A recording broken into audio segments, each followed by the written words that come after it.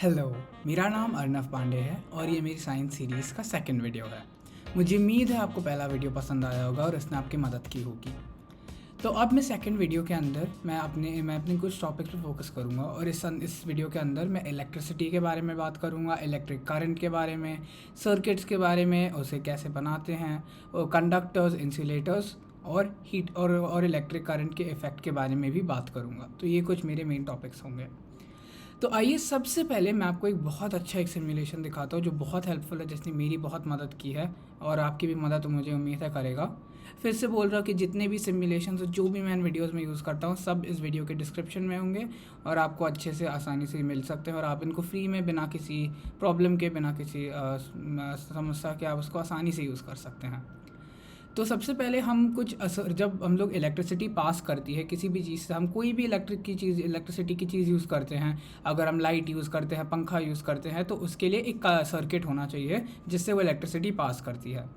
तो अब electric circuit के कुछ बहुत बेसिक कंपोनेंट्स होते हैं। तो सबसे पहले वायर। तो जैसे अगर आपको कभी ड्रॉ करने के लिए एग्ज़ाम में आए या फिर ऐसे अगर आपको कभी ड्रॉ करने के लिए हो तो मैं आपको उसकी रियलिस्टिक दिखाऊंगा। तो ये रियलिस्टिक ऐसे कैसे वायर दिखता है और फिर मैं उसके आपको ड्राइंग में माने उसके सिंबल्स कैसे होते हैं वो भी दिखाऊंगा। तो पहले वायर होता है, वायर ऐसे दिखता है। वायर के थ्रू इलेक्ट्रिक करंट हमारा ट्रैवल करता है। तो वायर को जब हम ड्रॉ करते हैं तो बहुत सिंपल एक सीधी लाइन होती है, या फिर अगर मल्टीपल तो फिर अगर मैंने 2 वायर ऐसे बना लिए तो सीधी सीधी लाइन बनती हैं और बहुत ईजी होता है वायर। ठीक है, तो आइए अब हम दूसरी चीज़ पे आते हैं, बैटरी। अब बैटरी क्या होती है कि हमारे इलेक्ट्रिसिटी को स्टोर करती है। तो बैटरी में हमेशा 2 टर्मिनल्स होते हैं। अगर आप कभी ऐसे रिमोट से बैटरी निकाल के देखेंगे तो एक होता है ये टर्मिनल जिसको हम बोलते हैं पॉजिटिव टर्मिनल। अगर आप बैटरी को ध्यान से देखेंगे तो उसमें आपको दिखेगा कि इसमें एक प्लस साइन बना है और इसका मतलब है पॉजिटिव टर्मिनल। और ये दूसरा साइड होता है, इसे बोलते हैं नेगेटिव टर्मिनल, इस पर एक माइनस साइन बना होगा। तो ये 2 हमारे टर्मिनल्स होते हैं और इससे क्या होता है कि पॉजिटिव टर्मिनल से हमारी इलेक्ट्रिसिटी निकलती है और नेगेटिव टर्मिनल में स्टोर होती है। तो इससे इलेक्ट्रिसिटी का ट्रांसफ़र होता है। तो अब आइए अब देखते हैं इसका ड्राइंग कैसा दिखता है। तो जैसे हम देख सकते हैं इसका सिंबल जब हम बनाते हैं तो हमारा जो पॉजिटिव टर्मिनल होता है वो हमेशा बड़ा लाइन होता है। तो जैसे अगर हम वापस जाते हैं तो ये हमारा येलो साइड पॉजिटिव टर्मिनल था और ये वाला नेगेटिव। तो अगेन पॉजिटिव टर्मिनल जो होता है हमारा, उसमें हमारा बड़ा लाइन होता है और नेगेटिव टर्मिनल में छोटा लाइन होता है, ऐसे हम देख सकते हैं। तो आइए हम जैसे सर्किट बना रहे तो हम इधर एक बैटरी ऐड कर देते हैं यहाँ पे। तो जैसे हम देख सकते हैं हमने इस बैटरी को इस वायर से जोड़ दिया है। अब देखते हैं हमारे और क्या होते हैं हमारे एक सर्किट के अंदर। तो अब हमारा जो हमारी इलेक्ट्रिसिटी है हम उससे कुछ आउटपुट कर रहे होंगे। तो जैसे अगर हम कोई पंखा चला रहे हैं, एसी चला रहे हैं, लाइट ऑन कर रहे हैं, कुछ भी। तो जैसे हम देख सकते हैं तो इस एग्जाम्पल में हमारा जो हमारा आउटपुट है वो हमारी बल्ब को जलाने में मदद करेगा। तो ये आउटपुट में बल्ब में दो पॉइंट्स होंगे हमारे, एक से जहाँ पे इलेक्ट्रिसिटी जाएगी और एक यहाँ से इलेक्ट्रिसिटी निकलेगी। क्योंकि हमको याद रखना ज़रूरी है कि एक इलेक्ट्रिक सर्किट में क्या होता है कि इलेक्ट्रिसिटी फ्लो करती रहती है, वो कभी रुकती नहीं है। क्योंकि अगर इलेक्ट्रिसिटी रुक जाएगी तो फिर जो आउटपुट है वो रुक जाएगा। तो माने अगर लाइट जलना रुक जाएगी तो इलेक्ट्रिसिटी सर्किट में हमेशा वो घूमता रहेगा, इलेक्ट्रिसिटी वो घूमती रहेगी। तो हर जगह आउटपुट इनपुट होगा। तो हम लोग जब दिखाते हैं तो बल्ब को हम ऐसे दिखा सकते हैं। अब हमारे लाइट बल्ब का जो सिंबल होता है वो थोड़ा अलग होता है, हर किताब में हर जगह थोड़ा अलग होता है। तो यहाँ पे ऐसे दिया है। तो जैसे अगर आपको किसी और तरीके से अगर सिखाया होगा तो फिर वैसे भी हो सकता है, तो आप वैसे देख लीजिए। पर लाइट बल्ब का सिंबल ऐसे रफली ऐसे ही दिखता है। तो लाइट बल्ब के 2 टर्मिनल। तो अब जैसे मैं इसको जला देता हूँ तो देखते हैं अगर हम क्या हो सकता है। तो अगर मैं एक और वायर लिया और मैंने अपने सेल के लगा दिया और इधर एक लाइट पे बल्ब पे लगा दिया और मैं एक और वायर ऐड कर देता हूँ जो यहाँ से इस वायर को इधर लाइट बल्ब पे कनेक्ट कर देता है। तो हम जैसे देख सकते हैं कि हमारे इलेक्ट्रिक करंट है, जो हमारे इलेक्ट्रॉन्स हैं, ये फ्लो कर रहे हैं। तो हम देख सकते हैं कि पॉजिटिव टर्मिनल से जा रहे हैं और नेगेटिव टर्मिनल से निकल रहे हैं। तो जैसे हमने डिस्कस किया था हम वैसे देख सकते हैं और ये हमारी इलेक्ट्रिसिटी साइकिल हो रही है, हम देख सकते हैं।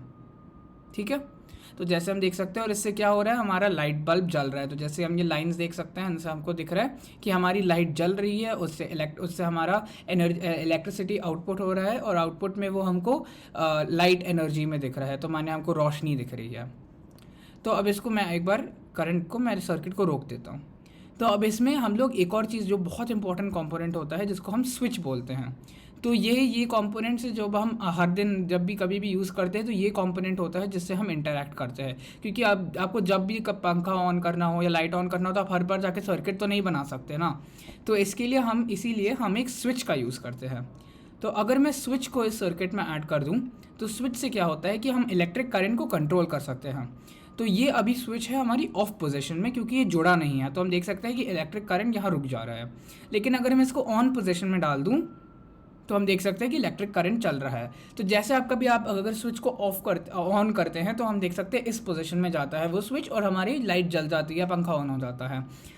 लेकिन अगर इसको फिर से ऑफ पोजीशन में डाल दूँ तो हमारा लाइट रुक जाता है और हमारा, जैसे मैंने बोला था, सर्किट फ्लो जो हमेशा घूमना चाहिए हमेशा, वो हमारा रुक जाता है।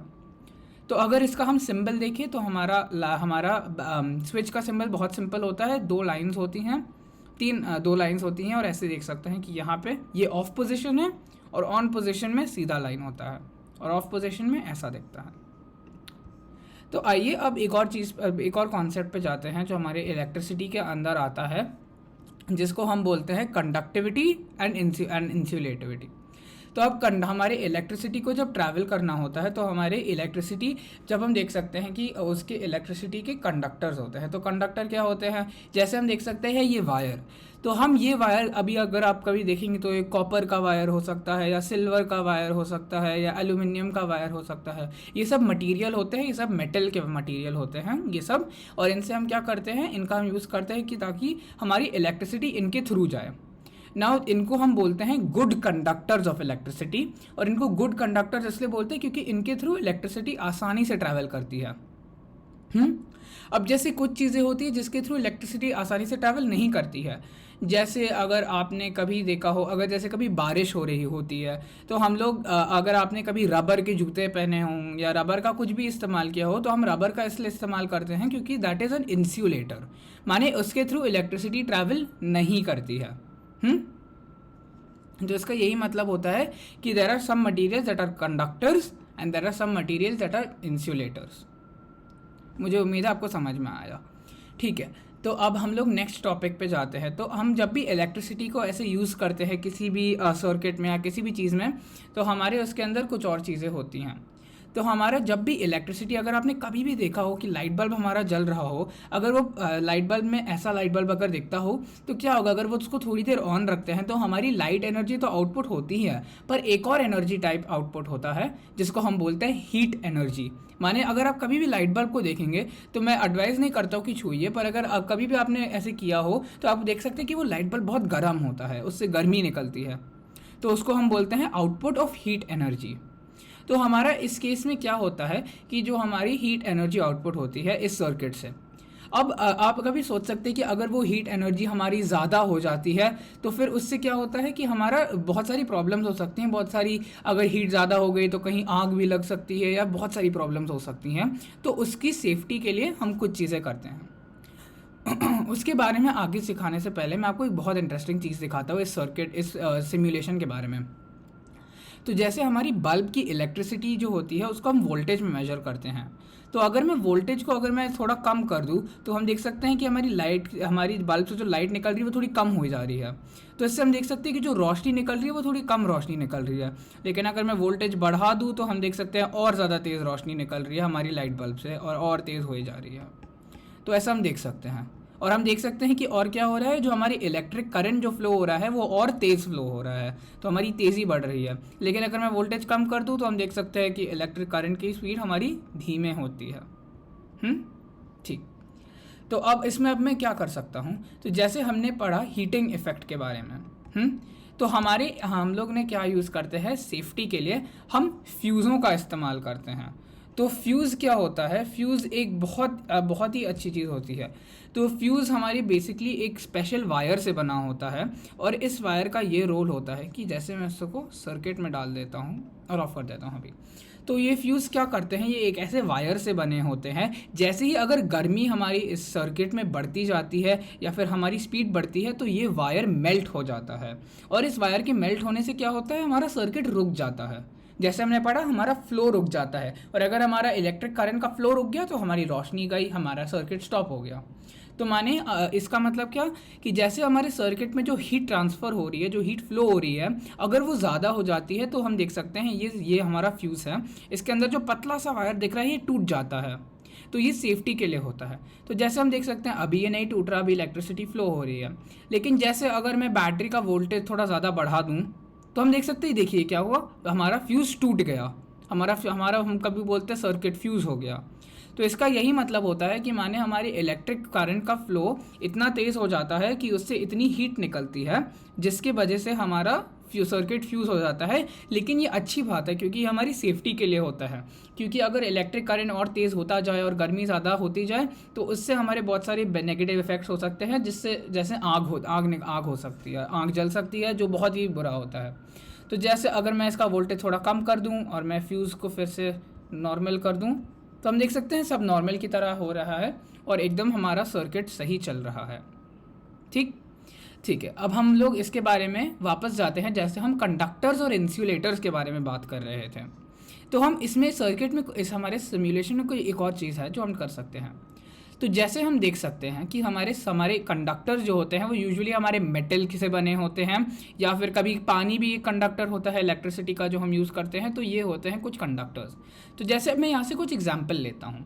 तो जैसे हम इस सर्किट में अगर पेपर क्लिप को डालें, पेपर क्लिप हमें यूजुअली मेटल से बना होता है, जो मेटल का आपने कभी अगर देखा हो तो ये माने सुई की तरह होता है। तो अगर मैं इसको अपने सर्किट में डाल दूँ तो आप देख सकते हैं सर्किट एकदम नॉर्मल की तरह हमारा जा रहा है और ये वायर की तरह ही काम कर रहा है। तो इसका ये मतलब होता है कि दिस इज़ अ कंडक्टर। तो a paper clip is a conductor of electricity, हम ऐसा बोल सकते हैं और ये फैक्चुअल होगा, एकदम सही होगा। तो हम देख सकते हैं कि इलेक्ट्रिसिटी हमारी ट्रैवल कर रही है। तो अब मैं इसको हटाता हूँ और कुछ और डालता हूँ। तो जैसे हमारा एक पेपर का नोट, तो अगर हमने 1 रुपये का ऐसे नोट डाल दिया तो हम क्या देख सकते हैं, तो ये पेपर का ये नोट होता है, पेपर का बना हुआ। तो हम देख सकते हैं, तो देखते हैं क्या होता है। तो हम देख सकते हैं कोई करंट ट्रैवल नहीं कर रहा है, इलेक्ट्रिसिटी पास नहीं हो रही है और हमारा बल्ब ऑन नहीं हो रहा है। इसका यही मतलब है कि paper is not a conductor of electricity, और पेपर को हम बोल सकते हैं it is a insulator of electricity. तो माने वो पास नहीं करने देता है। अब अगर सिक्का ट्राई करते हैं, हम कोई अगर सिक्का अगर यूज़ करें तो हाँ, सिक्के से भी हमारी इलेक्ट्रिसिटी जलती है, क्योंकि सिक्का हमारा मेटल का यूजुअली बना होता है, कोई मेटल का, कॉपर का, बहुत सारे मेटल से बन सकता है। तो हमारा सिक्का ट्रैवल करने देता है, कंडक्टर है। अगर इरेज़र ट्राई करें जो हमारे रबर से बना होता है, तो हम इससे देख सकते हैं कि जैसे हमने बोला था कि जैसे अगर रबर के बूट या कुछ भी पहनते हैं तो इलेक्ट्रिसिटी नहीं ट्रैवल करती है उसके थ्रू, और उससे इट इज़ अ इंसुलेटर। अब देखते हैं कुछ और एग्जांपल देख लेते हैं। अगर जैसे हम पेंसिल का इस्तेमाल करें तो पेंसिल लकड़ी का बना होता है। नाउ अब लकड़ी की क्या हो सकता है, हम देख सकते हैं कि रोशनी जलती है पर बहुत कम जल रही है। जैसे अगर मैं इसकी वोल्टेज भी बढ़ा दूँ तो हम देख सकते हैं पहली जितनी नहीं बढ़ रही है वोल्टेज इसकी। तो इसका यही मतलब है कि हमारा जो लकड़ी का टुकड़ा है it is a partial conductor, माने पूरा इलेक्ट्रिसिटी नहीं कंडक्ट करता है, पर इंसुलेटर भी नहीं है कि माने इलेक्ट्रिसिटी कंडक्ट पूरा बिल्कुल नहीं करने देता है। तो ये हमारा कहीं बीच में आता है और ये हमें पार्शियली इलेक्ट्रिसिटी कंडक्ट करने देता है। तो जैसे हम इसको बोल सकते हैं कि इट इज़ अ रेजिस्टर, माने इट रेजिस्ट्स इलेक्ट्रिसिटी, पर माने it is not insulator, it resists electricity. अब एक और एग्जांपल हम देख सकते हैं कि अगर हम एक बार फिर से नॉर्मल सर्किट जलने दें तो हम देख सकते हैं एकदम तेज़ रोशनी जा रही है। पर अगर हम इस ऑब्जेक्ट को ऐड करें जिसको हम बोलते हैं रेजिस्टर, अगर मैं एक रेजिस्टर को इसमें ऐड कर दूं तो और मैं अपना वोल्टेज थोड़ा और बढ़ा दूं,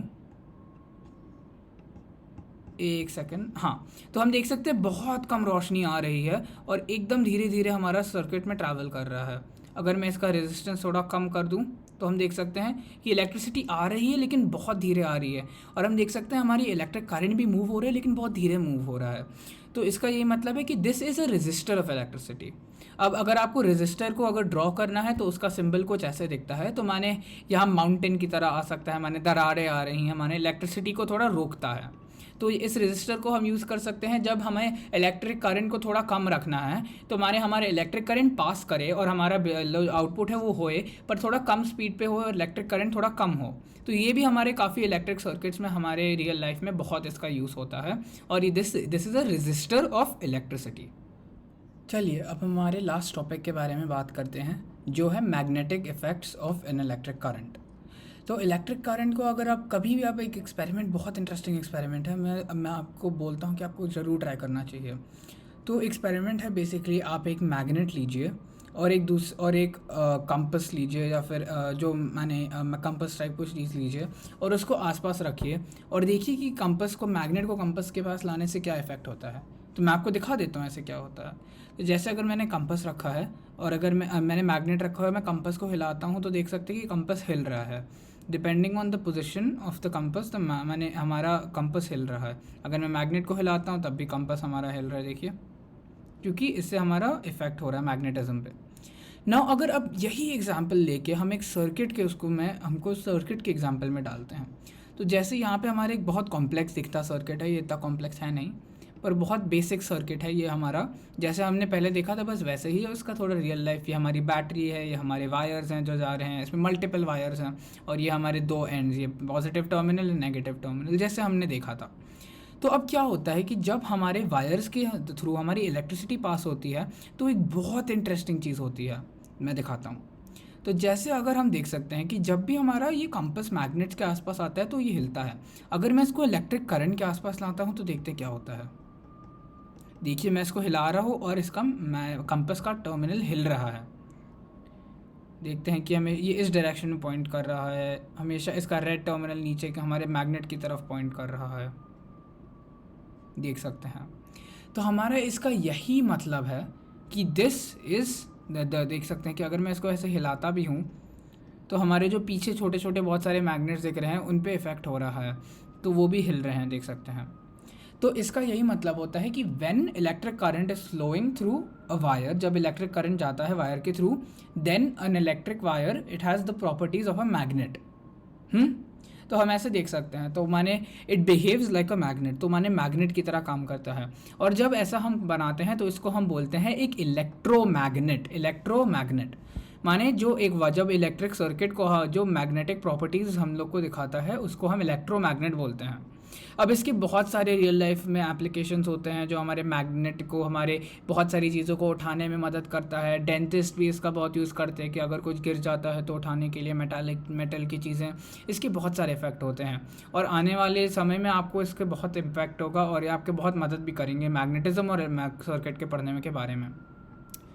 तो आज के लिए बस इतना ही, इलेक्ट्रिक करंट और मैग्नेटिज्म और सब चीज़ों के बारे में। मुझे उम्मीद है कि आपको इस वीडियो से मदद हुई होगी। और प्लीज़ मैंने सारे इसके आपके सारे सिमुलेशंस मैंने डिस्क्रिप्शन में डाल दिए हैं, दोनों, ये दूसरा सिमुलेशन और पहला सर्किट वाला भी, और उनकी प्लीज़ गो थ्रू कीजिए और आपकी बहुत मदद करेंगे आपको समझने में और प्रैक्टिस करने में, तो प्लीज़ उनसे थ्रू कीजिए। और अगर आपको इस वीडियो से मदद हुआ तो फिर आप सब्सक्राइब कर सकते हैं, शेयर कर दीजिए इसको प्लीज़ अपने दोस्तों के साथ, अपने बाकी स्टूडेंट्स के साथ शेयर कीजिए कि उनकी भी बहुत मदद करेगा ये। और thank you so much for watching.